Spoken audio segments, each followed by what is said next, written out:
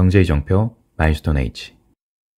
오늘의 썸네일은 증시 따라 움직이는 내 마음, 몰룸더 트위스트입니다. 여러분의 포지션에 따라서 최근 2주 동안의 움직임이 불안감을 안겨줬을 수도 있고 수익의 기쁨을 안겨줬을 수도 있습니다. 어떤 포지션에 따라 다르겠죠. 그런데 제가 색깔을 이렇게 표시해뒀습니다. 증시는 차가워요. 증시는 여러분의 감정과 아무 상관없이 오르고 내립니다. 증시는 중립적입니다. 여러분이 어떤 감정을 가지고 있는지, 어떤 베팅을 했는지 증시는 전혀 신경을 쓰지 않고 움직여요. 하지만 여러분의 마음은 움직입니다.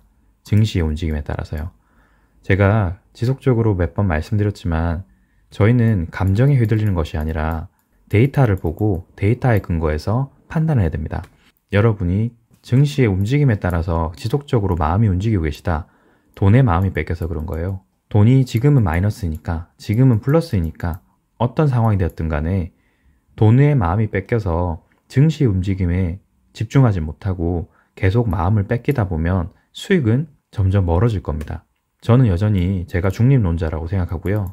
오늘도 말씀드리겠지만 데이터가 어떤 식으로 바뀌지 않았다면 저는 제 포지션을 그대로 유지할 거예요. 제가 틀리는 것에는 저는 두려움이 없습니다. 틀린다고 하면 고치면 되는 거예요. 그런데 그 고치기 전에 제 마음이 이런 식으로 움직이고 있다면 저는 굉장히 반성을 하고 당장 그 포지션을 다 청산해 버릴 겁니다. 여러분 스스로에게 한번 질문을 해보세요.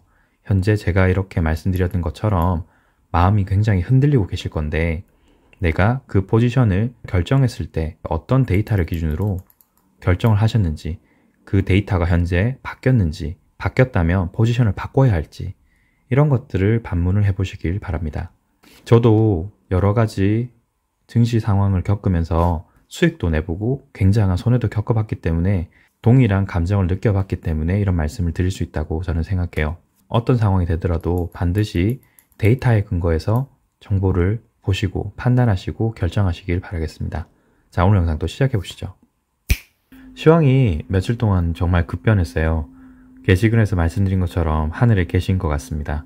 시황이 급변했기 때문에 크게 세 가지 시황만 확인해 볼 거예요. 장단기 금리 차를 포함한 금리, 그리고 코스피 200, 그리고 나스닥 이렇게 세 개 시황만 먼저 확인해 보도록 하겠습니다. 장단기 금리 차는 역대급 기록을 보여주고 있습니다. 어제까지 굉장한 하락세를 보였기 때문에 금일은 조금만 상승하여도 이렇게 변동폭이 100%를 넘고 있어요. 현재 시간 기준으로는 193%의 상승을 보여주고 있고요. 장단기 금리의 역전폭을 조금 줄이고 다시 상승을 보여주고 있습니다. 그것 때문에 아래 꼬리를 만들었고 상승을 보여주고 있습니다. RSI와 스토캐스틱을 보게 되면 RSI가 아직 하단권을 조금 남겨두고 있고 과매도권까지는 들어가지 않았습니다. 스토캐스틱 같은 경우는 시그널이 조금 모이려고 하고 있죠. 하지만 여전히 과매도권에 있고요. 이게 시그널을 바꾸려고 하면 시간이 좀 더 걸릴 것 같습니다. 즉 여기서 지금 상승을 하고 있지만 역정권 근처까지 여기서 왔다 갔다 하든지 혹은 어떤 충격에 의해서 2년물 금리가 급격하게 상승을 해서 확실한 인버팅을 만들고 역전한 이후에 다시 올라갈 수도 있는 상황입니다. 실제로 그렇게 될지 또 알아보기 위해서는 시장에서 확인할 수 있는 방법이 패드와치 툴이니까 오늘도 패드와치 툴을 보도록 하겠습니다. 패드와치 툴에서 보는 12월 14일까지 연말 금리를 보시게 되면요. 225에서 250 그리고 250에서 275가 비슷한 확률로 현재 보여주고 있어요. 하지만 지난주 대비 0.25%가 더 높아진 250에서 275bp를 현재는 시장에서 더 높은 확률로 보고 있다. 250에서 275bp 같은 경우는 일주일 전까지만 하더라도 20.9%였어요. 즉 일주일 전만 하더라도 225에서 250이 더 높은 확률이었는데 일주일이 지난 현재 시점에서는 250에서 275bp가 더 높은 확률로 보이고 있다. 일주일 만에 0.25를 더 상승시킬 거라고 보는 게 현재 시장의 분위기인 것 같아요. 그 말은 2년물 금리가 좀 더 올라갈 수 있겠단 말이죠. 여기까지 볼 수 있다. 그러면 연말까지, 그런데 내년 7월달까지는 어떨까요? 내년 7월달까지를 보게 되면 300에서 325bp예요. 해당 구간 같은 경우는 일주일 전만 하더라도 22.3%였고 일주일 전에는 한 단계 낮은 275에서 300bp가 가장 높은 확률이었습니다. 이것 역시 0.25bp를 한 번 더 올리는 가능성을 더 높게 현재 보고 있다는 소리예요. 그 말은 지속적인 2년물 금리 상승세를 보여주고 있다. 그래서 2년물 금리가 현재는 좀 조정 중이지만 다시 한번 올라갈 수 있겠다. 그렇게 보는 게 맞을 것 같습니다. 그러면 이렇게 생각해 보실 수 있을 거예요. 내년 7월달 정도에 300에서 325니 대략 3%의 금리를 볼 수 있을 것 같다. 미국 기준입니다. 미국 기준이 3%이기 때문에 우리나라는 5에서 7%의 금리대를 볼 수 있을 거예요. 이미 주택담보대출 같은 경우는 6%, 7%가 넘어가고 있어요. 시중금리가 점점 더 빠른 속도로 상승할 수 있다는 겁니다. 제 초기 영상을 보시게 되면 은행은 곧 당신의 우산을 뺏어갈 것이다 라고 하는 영상이 있어요. 그게 벌써 4, 5개월 전인데 이것이 점점 더 현실화돼 가고 있는 것 같습니다. 금리에 영향을 미칠 수 있는 것이 결국에는 PCE 근원 물가지수죠. PCE 근원 물가지수는 3월 31일 날 발표됩니다. 미국 시간으로 3월 30일이니까 이틀이 남았네요. 그러면 나스닥이 현재 내려갈 수 있는 형태를 만들려고 하면 이 지표 영향이 있을 수도 있겠다라고 생각해 볼 수 있을 것 같아요. 오르는 것도 올랐을 때 아무런 시그널이나 뉴스 없이 올랐기 때문에 내려가는 것 어떤 뉴스나 이벤트 없이 내려갈 수도 있겠지만 굳이 지금 영향을 미칠 만한 게 뭐가 있을까를 생각해 보면 PCE 근원 물가지표가 있을 것 같아요. 그리고 제가 여기서 이렇게 계산을 해봤을 때 평균적으로 올라가는 것을 봤을 때는 6.3에서 6.4 정도. 제가 계산해 봤을 때 6.4에 더 가까운 것 같은데 만약에 6.4를 더 크게 상회를 한다면 더 크게 영향을 받아서 증시가 내려가는 파형태를 만들 수 있을 겁니다. 이 점도 참고 부탁드리겠습니다. 그래서 장단기 금리차 같은 경우는 장대 음봉을 크게 만들었지만 2년물이 조금 더 올라갈 수 있고 그에 따라서 10년물의 반응 속도에 따라서 역전이 더 심하게 되고 역전이 더 심하게 되면서 해당 RSI와 스토캐스틱이 더 과매도권에서 유지가 될 수 있는 상황이 있을 수 있겠다. 일반적으로 이렇게 장단기 금리차가 역전이 되면 역전된 이후에 수개월 내지 몇 년 이내에 경기 침체가 나타날 수 있다라고 하는 게 일반적인 정설입니다. 왜냐하면 2년물 같은 경우는 국채금리 영향을 많이 받는다. 시중금리의 영향을 많이 받는다고 말씀드렸고 10년물의 경우에는 인플레이션 영향을 많이 받는다고 했습니다. 다른 말로 하자면 경제 성장이라고도 얘기할 수 있어요. 성장 가능성이 얼마나 되냐를 보는 것인데 성장 가능성을 높게 보고 있지 않다. 즉 안전성을 더 생각을 해서 돈을 많이 버는 것보다는 안전하게 가기 위해서 10년물 국채금리를 대량으로 매수하니까 국채의 가격은 상승하고 국채의 금리는 떨어지는 이런 현상이 지금 나타나고 있다는 거예요. 결국에는 이 두 개 금리가 격차가 줄어든다는 말은 미래를 나쁘게 보고 있고 현재 상황은 물가가 되었든 뭐가 됐든 돈의 수급이 점점 어려워지고 있다라고 보시면 될 것 같아요. 돈의 수급이 어려운데 과연 주식으로 돈이 더 갈까요?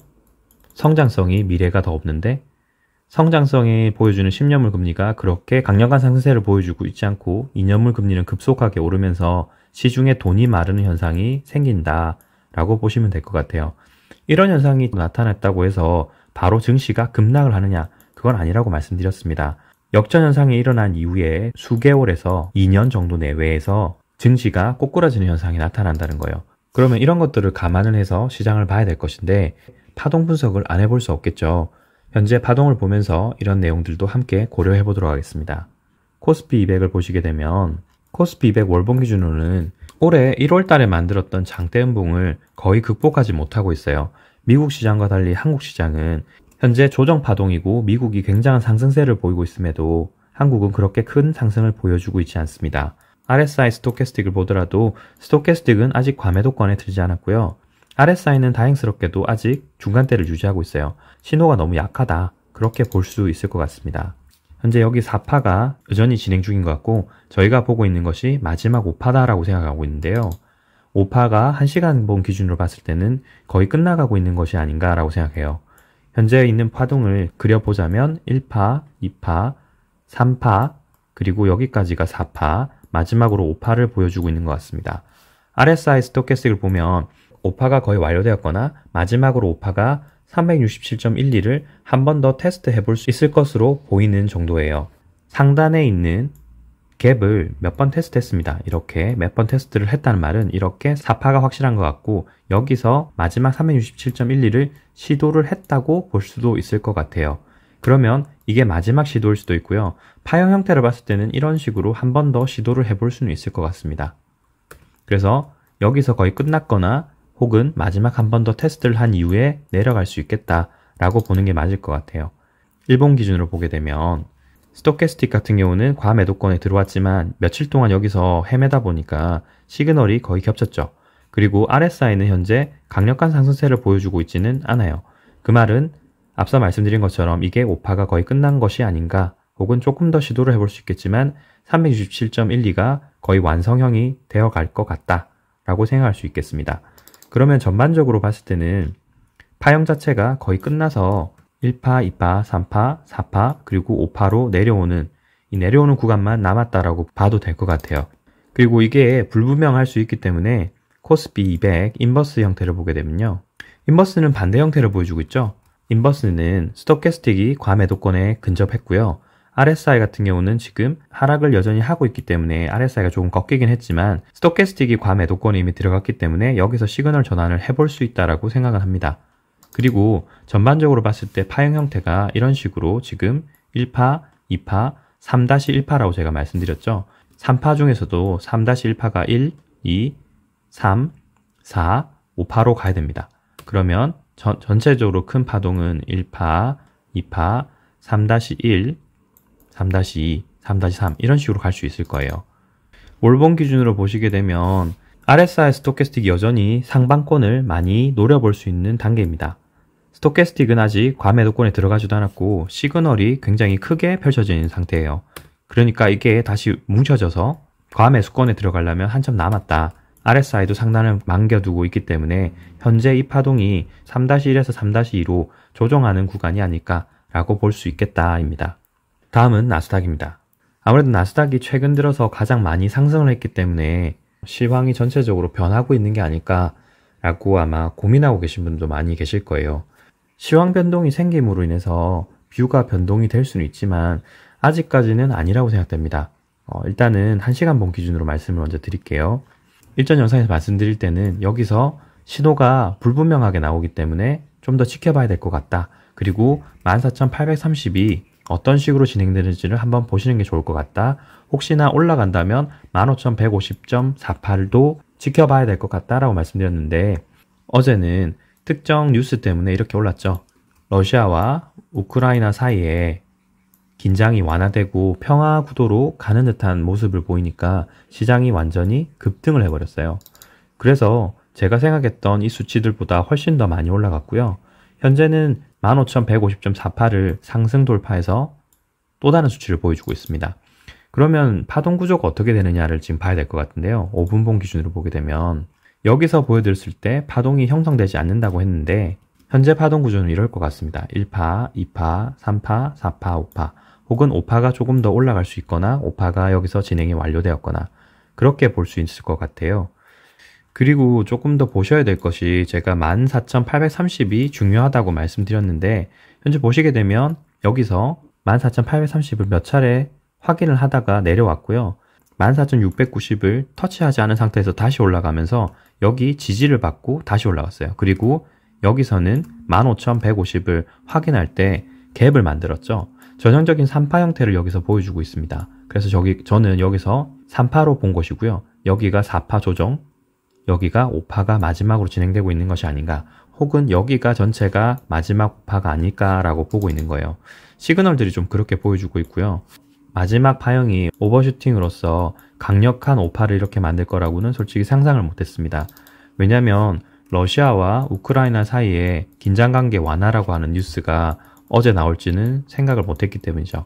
제가 생각해서 말씀드릴 수 있는 수치 이런 것들은 대부분 확률 기준으로 만들어진 수치이기 때문에 이 확률에서 벗어난 어떤 이벤트나 뉴스에 대해서는 제가 어떻게 말씀을 드릴 수가 없습니다.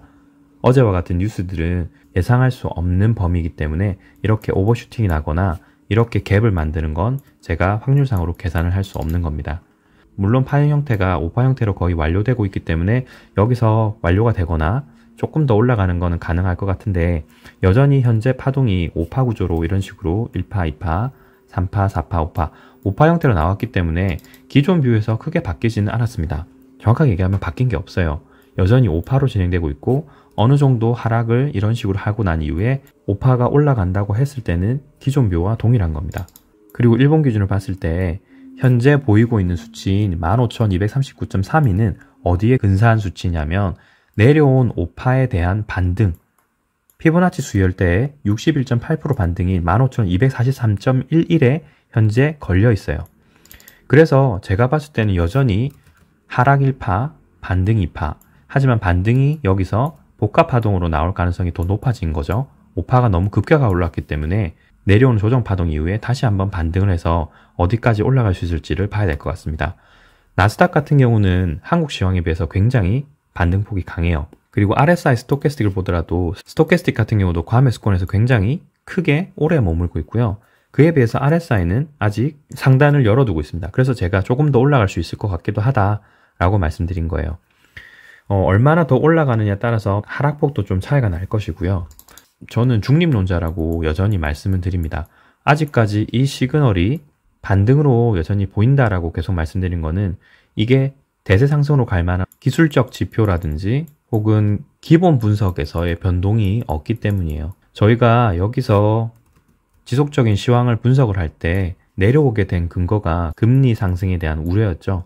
그리고 이 시점에 지난 한 달 동안 이렇게 급격한 추가 하락, 굉장한 하락세를 보이게 된 이유는 러시아와 우크라이나 사태 때문이었어요.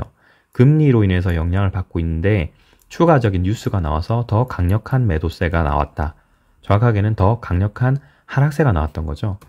그리고 제가 전혀 설레이지 않는다, 전혀 안 설린다는 영상에서도 여기서 반등을 예상을 했었고 어떤 뉴스로 반등을 시킬까를 굉장히 기대한다라고 했었는데 아무런 이유도 없이 그냥 반등을 하고 있어요. 그래서 이렇게 상승세를 타고 있는 와중에 어제와 같은 평화협상 뉴스가 나오니까 급반등을 해버리는 거예요. 그래서 여전히 기본 분석이나 기술적 분석으로도 어떤 분석으로도 현재 이 파동이 대세 상승으로 가기 위한 파동이다라고 해석을 저는 할 수가 없는 겁니다. 그리고 더 재밌는 상황을 알려드리면 전 이 상황에 대해서 이전 영상에서 먼저 말씀드렸어요. 240일 이동평균선을 보여드리면 이 3파 파동을 내려올 때 이 파동에 대해서 게시글로 한번 말씀드리고 영상으로 찍었습니다. 우연이냐 확률이라고 하는 영상이었는데요. 이 파동을 만들 때 이 영상에서 그렇게 말씀드렸어요. 241봉을 241 이동평균선을 나중에는 하회하고 241선을 돌파하지 못하거나 돌파를 조금 한 이후에 다시 하락할 것이다. 그러면 전체적인 큰 파동이 이런 식으로 나올 수 있다라고 이미 말씀을 드렸었습니다.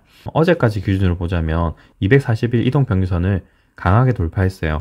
하지만 돌파의 이유가 시장이 건전한 성장을 할 거다, 그런 의미에서 이렇게 돌파를 한 게 아니죠. 뉴스에서, 이벤트에서 올라간 겁니다. 그 말은 여기서 올라간 것들이 현재 되돌리거나 지지를 하지 못한다면 하락으로 다시 돌아갈 수도 있다라는 거예요. 그러면 이런 식으로 지금 저희가 생각을 하고 있으니까 241 이동평균선은 이런 식으로 진행이 될 겁니다. 이런 식이 진행이 되면서 현재 보이는 N자 파동이 241선을 크게 상승을 하지 못하고 대략적으로 61.8이나 혹은 조금 더 위인 78.6%까지 올라간 이후에 추가적인 상승을 하지 못한다면 이렇게 떨어질 거예요. 5파를 가지고. 그러면 241 이동선은 이런 식으로 꺾이겠죠. 그렇게 하면서 전체적인 하락이 나오는 겁니다. 자, 제가 방금 설명드렸던 이것을 기억해 두시고요. 저희는 2000년 닷컴 버블로 돌아가 보도록 하겠습니다. 현재 보고 계신 이 형태는 2000년 닷컴 버블이 무너지는 순간이에요. 제가 지금 보고 있는 것은 이렇게 5파가 내려오고 반등이 있은 이후에 크게 하락할 것이다 라고 보고 있죠. 241선이 그때 당시와 지금이 완전히 똑같진 않지만 비슷한 형태로 돌아가고 있어요. 지금은 241선이 이런 식이죠. 이런 식으로 돌아갈 건데 결국엔 닷컴 버블에서도 보시는 것처럼 반등파가 크게 상승을 하지 못하고 하락 돌파를 하면서 241선이 이렇게 꺾어지면서 큰 하락을 보이고 있어요. 이런 식이죠. 그래서 저는 아직까지도 강하긴 하지만 큰 반등세가 대세 상승으로 가기 위한 형태는 아니다라고 보고 있어요. 그리고 여기 보시는 당시의 반등폭을 보게 되면 고점에서 저점까지 내려온 이후에 고점까지 다시 올라갈 때까지 61.8%까지는 반등을 했었습니다. 61.8%까지 반등했다고 무조건 이번에도 61.8%냐? 그건 절대 아니에요. 지금 이미 나스닥은 61.8%까지 올라간 상태지만 더 올라갈 수도 있습니다. 여기서 보시는 것처럼 닷컴 버블 때도 61.8% 구간을 2번 정도 테스트를 했어요. 그러면 현재 시점으로 다시 돌아가 보겠습니다. 현재 시점으로 돌아오게 되면 파동 형태가 어떻게 될지 모르겠지만 이런 식으로 파동이 내려온 이후에 다시 61.8% 구간을 테스트 해볼 수 있어요. 왜? 지금은 61.8%를 한번 찍고 내려오기만 한다면 여기서 저항이 있다라고 판단을 할 수 있기 때문입니다. 그래서 하락한 이후에 다시 상승을 해서 61.8 또는 그 이상에서 저항 구간을 확인을 하면 그때부터는 하락이 될 수밖에 없는 거예요. 다시 한번 말씀드리지만 저는 중립론자입니다. 어느 구독자분은 저한테 이런 얘기를 하시더라고요. 하락의 폭을 너무 강하게 보는 게 아니냐, 너무 부정적으로 보는 게 아니냐. 지금 현재 제가 보는 뷰가 그렇다는 거지 무조건 하락을 해야 된다, 무조건 폭락을 해야 된다, 그런 게 아닙니다. 저는 중립론자라고 몇 번 말씀드렸어요. 현재 하락하고 있는 것이 이게 주파동이라면 내려가는 속도는 느리고 올라오는 속도는 빠를 거다라고 얘기했습니다. 왜냐하면 주파동의 힘이 더 강하기 때문에 강한 파동이 어떠한 힘이 있더라도 꾸준히 묵묵하게 가기 때문에 진행 파동은 빠르지 않더라도 묵묵하게 지속적으로 갑니다. 하지만 반대 파동인 경우는 주파동과 반대되는 이런 파동 같은 경우는 급격하게 나타나요. 급격하게 짧게 나타납니다. 시간을 비교해봐도 마찬가지예요. 제가 시간을 한번 비교를 해보자면 이렇게 1파가 내려오는 동안은 얼마나 걸렸느냐? 대략적으로 54일이 걸렸어요. 54일이 걸렸는데 반등은 현재까지 대략 11일, 2주 정도밖에 안 걸렸습니다. 말씀드린 대로 진행이 되고 있죠. 물론 이게 지금까지 제가 말씀드린 것이 다 틀릴 수 있습니다. 다 틀릴 수 있지만 현재까지는 제가 보는 것은 다른 특별한 시그널을 보지 못했기 때문에 현재 뷰가 확률이 더 높다라고 계속 보는 거예요. 다른 시그널이 나오면 당연히 다른 해석을 해드릴 겁니다. 그래서 오늘 나스닥을 또 보실 분은 여기서부터 하락 시그널이 나오는지 혹은 조금 더 올라가서 하락 시그널이 나오는지, 시그널이 나올 때 5파 형태로 5분봉에서 나오는지부터 확인을 해보시는 게 좋을 것 같습니다.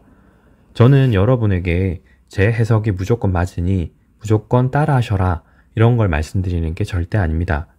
지금 상승 쪽에 베팅하시거나 하락 쪽에 베팅하신 분 모두에게 말씀드리는 거예요.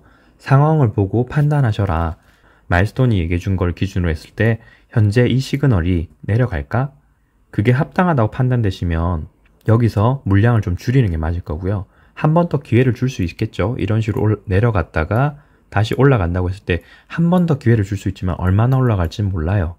그러니까 판단을 해보실 수 있는 기회는 2번인 겁니다.